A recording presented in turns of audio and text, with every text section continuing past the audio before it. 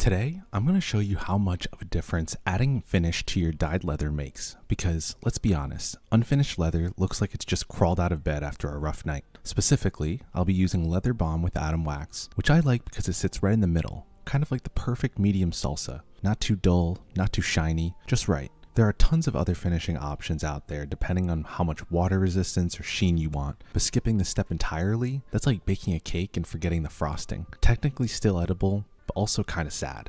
So here's what a freshly dyed and dried piece of leather looks like before applying any finish. It's super matte, kind of dull, and the texture, it's honestly almost chalky, like the surface of a cheap Halloween mask. Not exactly what we're going for. For application, I use a microfiber cloth because it spreads the finish evenly and doesn't scratch the leather. You can apply the finish in whatever pattern works for you. Just make sure it's even, because streaky leather looks about as intentional as a bad spray tan, and don't stress about using too much. In this case, overdoing it is better than underdoing it. With time, you'll get a feel for that sweet spot. And now we wait. The finish needs about 30 minutes to dry, but luckily, it's usually ready faster. Just make sure it's not tacky before moving on. If it still feels sticky, give it more time, unless you enjoy fingerprint art on your leather.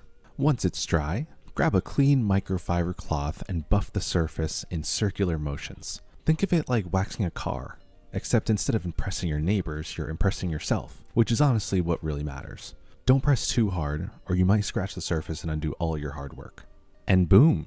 Now you've got a properly finished piece of leather. Check out how the finish deepens the tones of the dye, adds a nice sheen, and gives the leather a smooth feel. Here's a side-by-side comparison with an unfinished piece. One looks professional, and the other looks like it's still figuring out what it wants to be when it grows up. The difference is huge.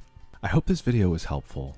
If it was, drop a like. It really helps out my channel. If you want more leatherworking content, hit that subscribe button. And if you want to check out my handmade leather goods, head over to my TikTok shop or puredleather.com. As always, thank you so much for watching, and I'll see you in the next one.